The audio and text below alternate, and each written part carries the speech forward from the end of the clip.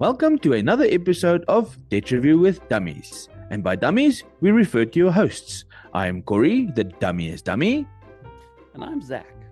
I'm so dumb that I thought mortgage was one of those fancy French cheeses. And you're listening to Debt Review with Dummies. Welcome to the show today. It's lovely to have you with us. Corey, what are we up to today? So, Zach, I think we start off with a bang in the new season. We've got Anwar from the Financial Educator as well as EduDebt on the show today. And talking to a debt counselor is going to be exciting. It's going to be fun. We're going to find out some interesting stuff. Anwar has an interesting take on the industry. Let's go across to Anwar now. Hey, Anwar, tell us a little bit about yourself and welcome. Hi, Corey, and hi, Zach. Yes, I'm Anwar Barendse. I'm a licensed debt counselor under the company EduDebt, but I also have a financial education company called the Financial Educator. And my background, just a brief background, I come from the financial planning industry where I was a financial planner. I also trained financial planners. So coming with that bit of background into the debt counseling industry, I found that there was some way to bring value from that to the debt counseling industry. And that's where I came with the Financial Educator and EduDebt. And have you been doing this for a long time or a short time? We kind of know, but tell our listeners. Oh, so yeah, I mean, for my sins, I've done probably now about 25 years in financial services. So straight out of varsity, I graduated just on the turn of the century. And then went through banking, yes, went through banking, personal banking, business banking, which actually gave me a lot of insight in terms of how credit works and has really helped me understand speaking the banking language when doing debt counseling. And then from there, I was a financial advisor for quite a few years, trained advisor, and that's where I saw the financial planning aspect. And when I came here, I saw, hey, there's a link here between financial planning and debt counseling. And I noticed that on both sides of the fence, financial planners didn't know about the benefit of debt counseling to their clients. And at the same time, I felt that a lot of debt counseling clients could benefit from additional planning in getting out of debt, and then adopted that approach. And of course, education as well. We find that there's a distinct lack of education, understanding how financial products works. You get a lot of stuff on investments and insurance, but very few that explain how a mortgage actually works, how a car loan actually works, how a credit card actually works. And the idea was to focus on creating that education as well so they can understand. So fortunate enough to have that fairly long, diversified background in financial service. And I find it's actually assisting me in actually doing a nice holistic service for my clients, or our clients, I should say. Right. So we deal a lot with debt counseling on Debt Review with Dummies, but for the listener who doesn't know what financial planning or that type of things are, can you just give a brief background on what that is and what qualification you have to have that? Yeah, so when I speak about financial planning, it's typically about what they call two sections: wealth protection and wealth creation. So wealth creation, obviously working towards meeting your investment goals, whether it's shorter term goals like saving up for house, whether it's longer term goals like retirement and anywhere in between. Wealth protection talks about estate planning. Do you have the necessary will in place? Do you have the necessary cover in place for your beneficiaries? But what I found is where there are a lot of South Africans earning, let's call it a decent income, right? Anywhere from 30,000 to 100,000 Rand a month. They think of these things, but they say, I want to invest. I want to, make sure my family look after. But guess what? My most pressing option is that I have debt that I can't manage to pay. And I'm paying 15, 20,000, 25,000 a debt. Yes, I spoke to an advisor. I know I need these things. I know retirement is looming, but how can I even think about that when I first need to get out of debt? So it almost then becomes the first step in financial planning. And I found that was what the connection is. You go to someone, they want to grow their wealth, they want to protect their assets, but they simply don't have the capacity. So for me, it almost creates, so that's what financial planning is. But because of your current situation, it's made inaccessible because your debt is holding you back. So introducing debt counseling almost as the first step to building your financial plan, it to me made a lot of sense. So maybe you've told us now what financial planning is. Someone's listening for the first time. They don't really know a lot about debt counseling. How does that work? So let's look at this scenario, right? You go to your client, he's coming home with 40,000 in a month. So in his mind, he's earning good enough to live a decent life. But when he ends up all loan repayments, car, bond, etc., it comes to 25,000, meaning he's sitting with only 15,000 to clear the rest. And in that 15,000, is he going to find enough money to invest? Is he going to find enough money to have the necessary financial, let's call it, security in place? Probably not. You probably can't even meet certain expenses like school fees. And now you go, but hang on, pal, you're earning a decent income, but that 25,000 is making things a bit tight, right? And it's a bond, etc. And let's see what we can do with debt counseling. So what debt counseling say, hang on, you actually over indebted because if you add your expenses, your 25,000 rand, your living expenses comes to another 25,000. So you actually having to spend 50,000 a month over 40,000 salary.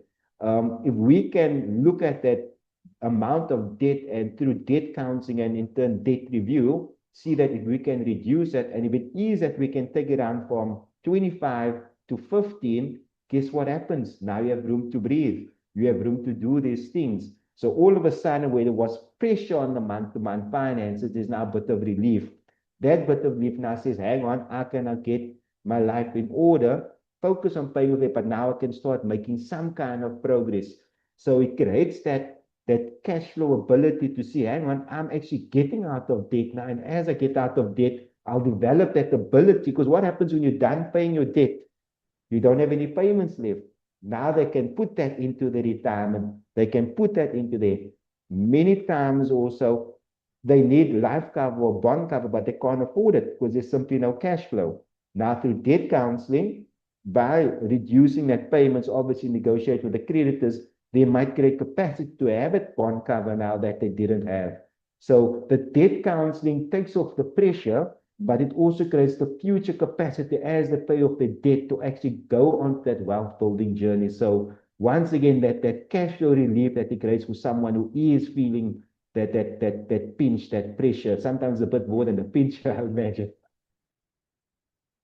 So, Anwar, what would you say is the role of financial education in debt management? So the role of financial education is first and foremost, I find there's two ways we can approach it. One is preventing someone from getting over indebted, right? Another one is someone who's already finding themselves in a situation, what do they need to do? Now, there's a saying amongst medical professionals, prophylaxis is better than cure. It's simply a fancy term for prevention is better than cure. So the first thing is what I do quite a lot of, and this is through the financial educator, is we feel, you know what, we don't always need to catch the people when they're in trouble. Maybe we can get them before they make that decision of taking out the consolidation loan at 28%, not knowing that they're actually making the problem worse, not better.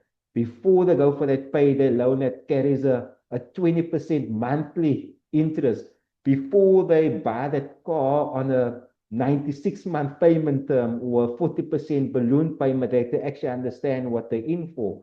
Before they buy that property, not realizing that it's not just the bond repayment, there's rates, there's insurance, etc. Because often we find people make these big decisions, and then when you come, you almost have to fix the problem.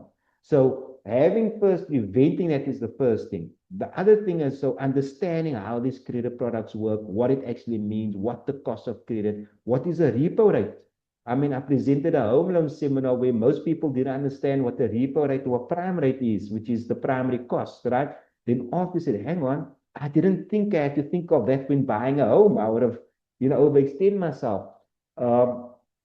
Also basic fundamentals like budgeting. I mean, I've been in many presentations. I say, when last did you look at your bank statement? And if one person put their hand up, it's a lot. Most people don't even look at their bank statement. So if you're not looking at your bank statement, I'm pretty sure you don't even have a budget or you're not tracking your expenses. So let's actually see, how do you actually do a budget? And I discovered a lot of people don't actually know how to do a budget.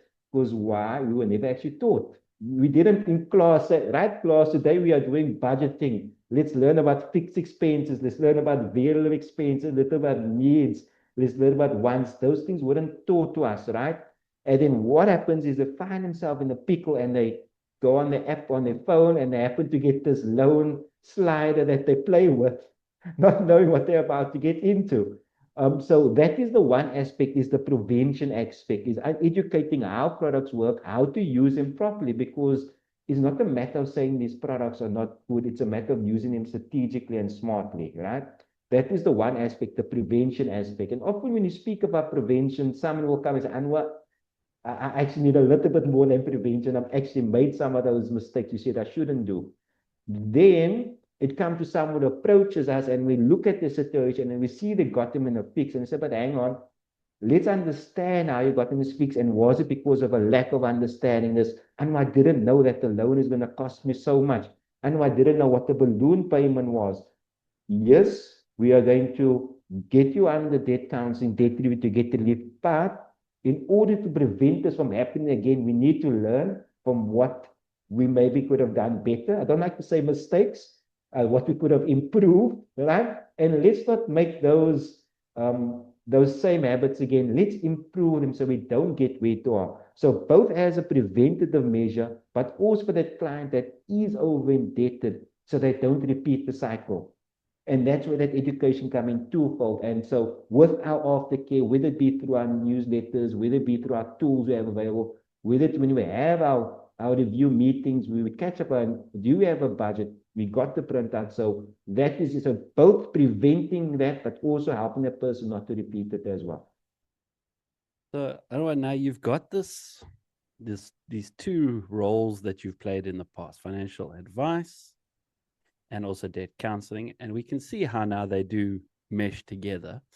Do you think that there's a mindset when you come from a financial planning kind of mindset, when you bring that into debt counseling, is that different to maybe what other debt counselors might be thinking or how they might do things? So I would say there's definitely a different mindset from two aspects, right? So the first mindset is how you actually view the business. So let's talk about the business part, about the viewing of the business. The second part is how you approach your client, right?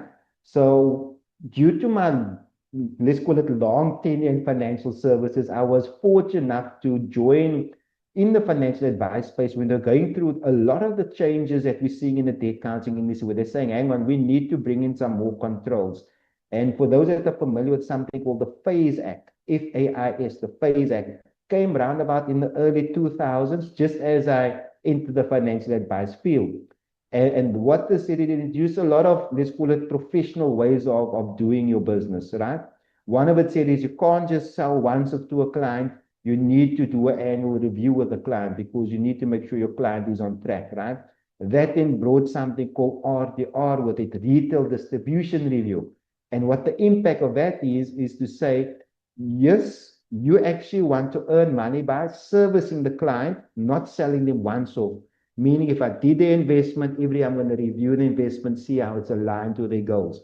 If I did a insurance or will, we're going to review it, and it has the life cover needs change, has the will change, etc. Right? And you get to earn it by giving ongoing service. So as you go on, your client moves ahead in life.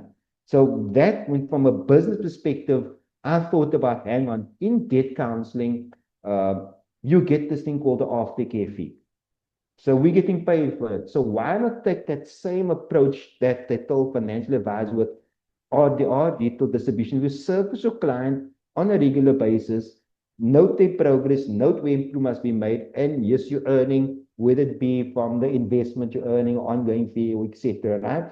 With the aftercare fee that we're getting paid, I feel we want to adopt that same thing. You want to have your reviews. Maybe in the first year it is perhaps every quarter, just to make sure that they are adapting to the program, they're adjusting their lifestyle, they're not repeating the same habits, they're getting into there. Then perhaps from the second year, say, okay, second year, let's do it half yearly. However, if you need to obviously inbound contact me, always here to chat, half yearly, and maybe with a bit of contact, maybe a weekly newsletter, monthly newsletter, how you're doing, just to see how things are keeping up.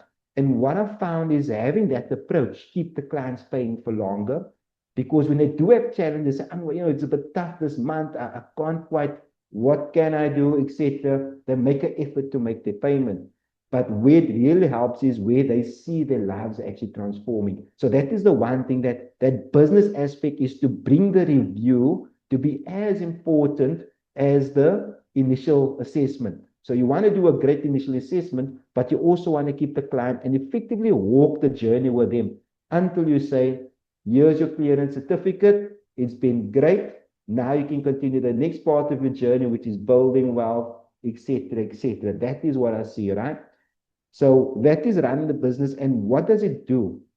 That aftercare fee that we earn, you build up a book of clients and it makes sense. You're not always chasing new people. You are working by serving your existing clients and we get paid for it anyway, right? And the more you service the clients, the more likely they're going to walk the entire journey. Not only does the client become debt free, but you as a debt counselor earn your aftercare fee for the full period, which I think most people would want. But you need to work to earn it, right? You need to put in the work. It's not free money. So that is the one aspect from a business perspective that I learned was it's about building up a loyal client base that you can guide. And not only you are loyal to them, but they are loyal to you as well because of the service you give them, that you show them they're not just a number, you're actually walking the entire journey with them, checking in with them, right? From a business perspective, that makes sense. Now, from a client perspective is building that relationship with that client. When you build a relationship with someone where they're no longer seen as a number, what happens? Go and see Anwar. You know what? You were thinking about debt review. I promise you, you want to deal with someone that's going to deal with you professionally. He's going to look at you holistically. He's going to help you make up your mind, shows you the pros and cons. Now we get that referral from a client because that client feels they're no longer a number. You're somebody that actually cares about me moving ahead in life. So from a client service perspective, that feeling they get that someone, and I had the funny thing is that I saw a client over the weekend and she said, because obviously I'm a financial planning background, I take from that approach. And she said, I always heard, you get the wealthy guys with money that gets this type of guidance with their wealth and with their millions. But what about us people that we earn a decent salary, but we broke? We don't have professionals that help us broke people. I said, well, yeah, I am. We can work. And I use the word broke because a lot of times my clients will be earning a decent salaries, 30, 40, 50,000. And they say, oh, I don't like being poor. I say, don't worry. You're not poor. You're just broke. Broke is temporary and we're going to fix that. Right? And I'll joke with him. And the thing also, where it also comes in is that psychological toll it takes on him. That mental toll it takes him. The anxiety, one of the most common compliments I get is when I've seen a client, no Form 16 signed, no documents in yet, just had a chat with him. They said, Anwar, just this first chat has me feeling less anxious and more secure about the future. And that's another thing also I learned is my first meeting with a client goes with no assumptions. It says, let's just find out what is happening, how you got here. Then from there, we can formulate a plan. And that will then say, I gather information. And some of the stories I hear, I think I can start writing my book. Right? I can start writing my book from online gambling to spousal financial abuse to your normal buying a house you couldn't afford or job loss. It is such a variety to online gamblers even. I've even dealt with a couple of online gamblers where I said, hang on, we need to address the gambling issue and we've tackled that through another method. And now we'll tackle the debt issue. And people open up about what really is bothering them. And I feel the way we deliver it allows that to be done. And if more debt counselors could have that relationship with their clients, that approach, to me, it will be all the better. I don't want to be the only person that does things this way. I want more to adopt the approach and see the value of taking this approach because it creates a client for life. When I say for life, for the duration of paying off it, but it also creates loyalty, it also creates confidence, it also creates trust as well. And I think that's something that is missing in our industry is trust. And if I can look at once again the financial planning industry, the problem years ago was trust. What phase brought in, what RDR brought in was increased trust and professionalism in financial advisors. And I think we can learn about that to bring in increased trust, increased professionalism with debt counselors using stuff that we learned, that FSCA went through, that phase went through, that RDOL went through. I think there's a lot we can learn to professionalize our industry from that.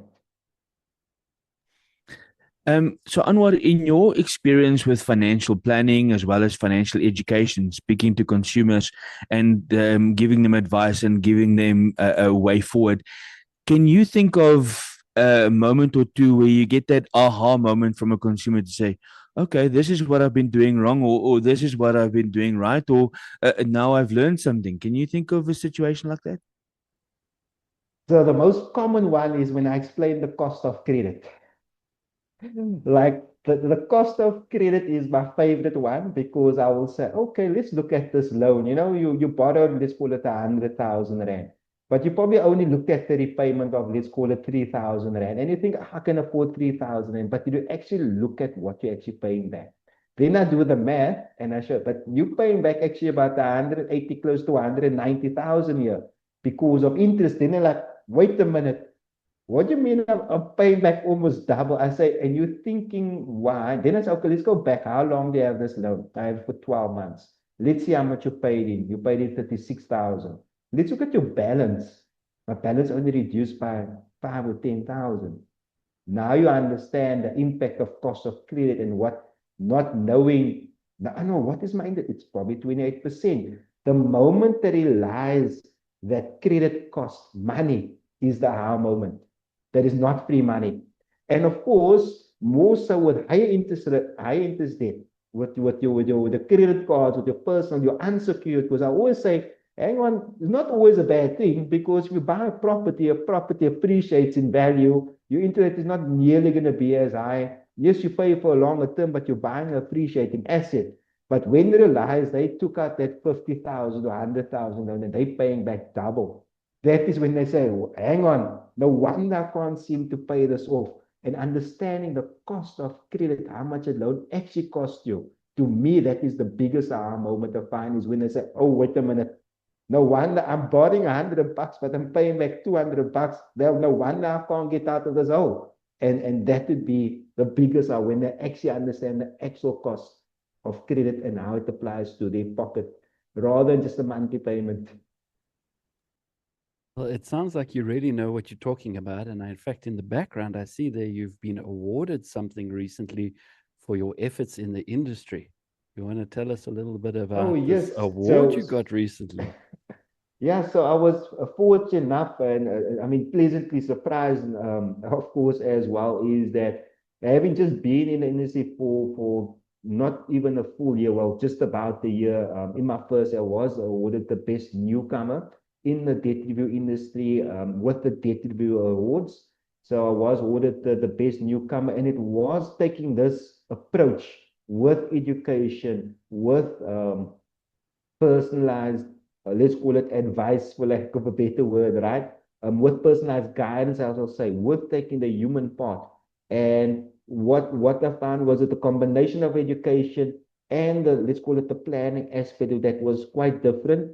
I was fortunate enough to be recognized. I just thought I was doing something in the way that I felt is a better way to do it.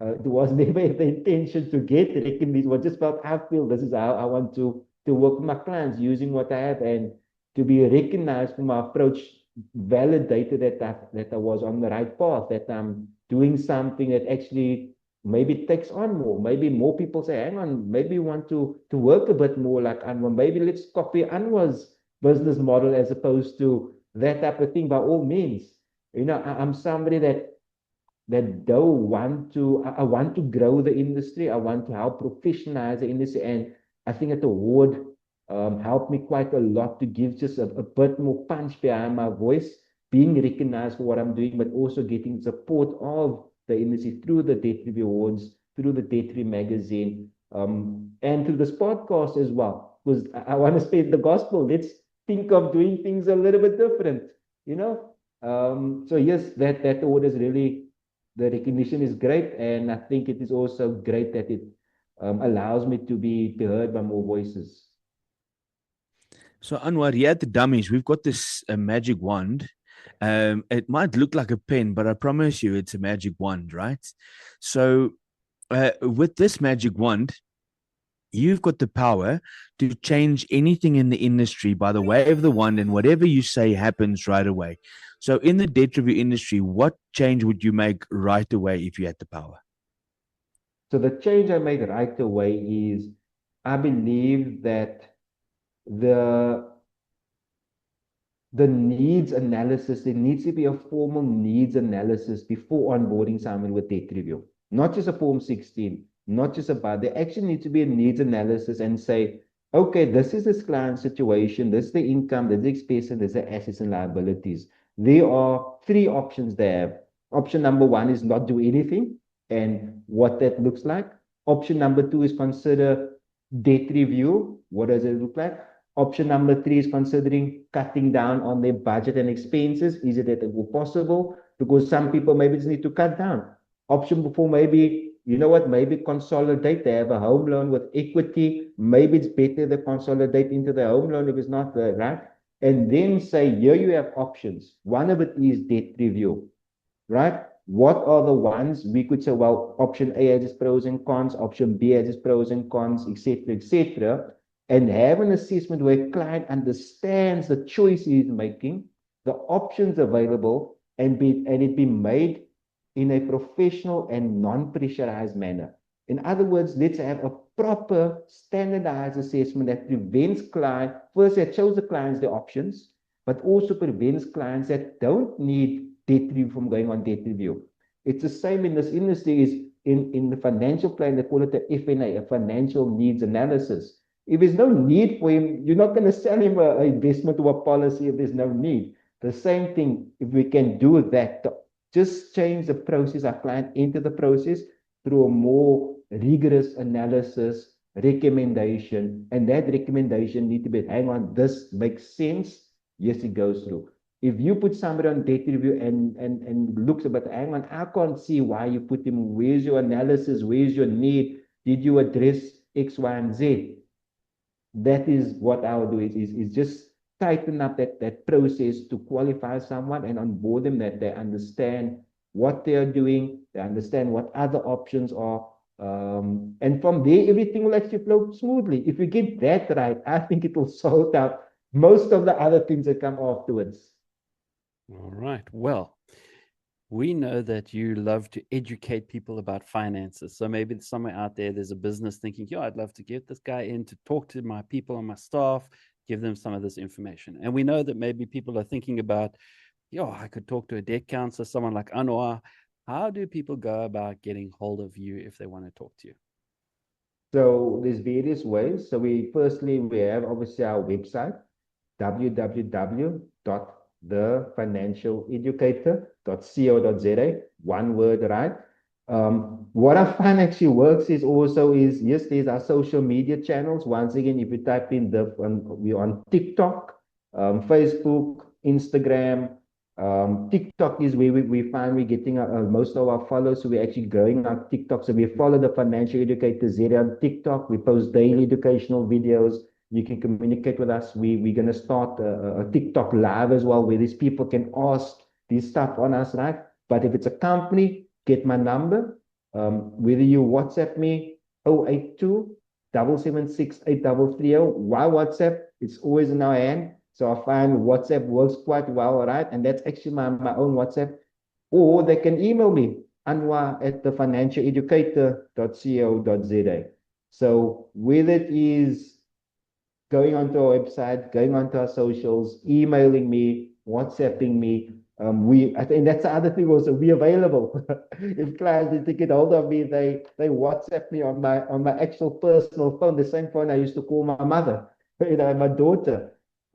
So it's not like, oh, we can't get hold of. Obviously, I also have my administrator that they can also communicate with. But I think that's the other thing, is that I have a direct connection, and also at the moment, you think, but is this something that is replicatable, or is it something that you can grow? The answer is yes. I've already got someone that I'm training to do it the way I do, and starting to see clients and take this approach and get them on the debt counseling course where they can take this approach. So it's definitely, it is a business you can grow if you are looking from the business perspective. But if those people want to see us, they can connect with us. We have multiple presenters. So social media, WhatsApp, let me repeat it again, 082-776-8330. And Anwar's email is anwar@thefinancialeducator.co.za. We do a variety of workshops, budgeting, debt planning, debt counseling explained, other topics we can also talk about as well. Yeah, but and also Financial Literacy Month is coming up in April. So now is the perfect time to reach out. Anwar, thank you very much for spending some time with us, dummies. We really appreciate it. Good luck for the rest of the year. And yeah, we really hope things go upwards and onwards for you. Yeah, thank you to I don't know if it's correct for me to say thank you to the dummies. Yes, of Or course, thank we you to are. Zach. You're helping make I us don't a know if bit it's a smarter. compliment or an insult.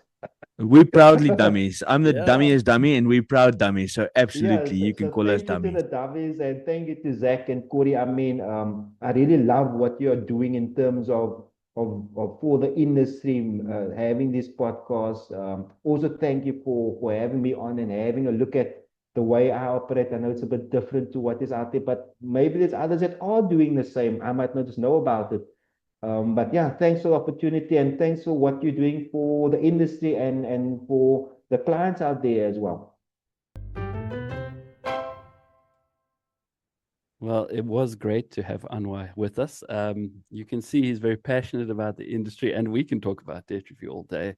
As debt counselors, we love it so much. Yeah, I think important lesson there is that we want consumers to successfully go through this journey, and it's lovely to have a debt counselor who feels very passionate about not only the process but you going through the process. So it's a good example for a lot of debt counselors out there how we can keep touching base with our clients, keep up to date with them, and help them through this process.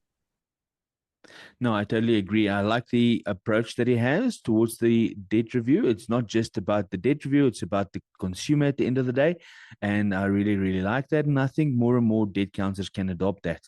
So I really liked it. So, yeah, again, Zach, thank you very much for your time. Anwar, thank you very much for your time. And thank you to our listeners. And we'll see you on the next episode of Debt Review with Dummies.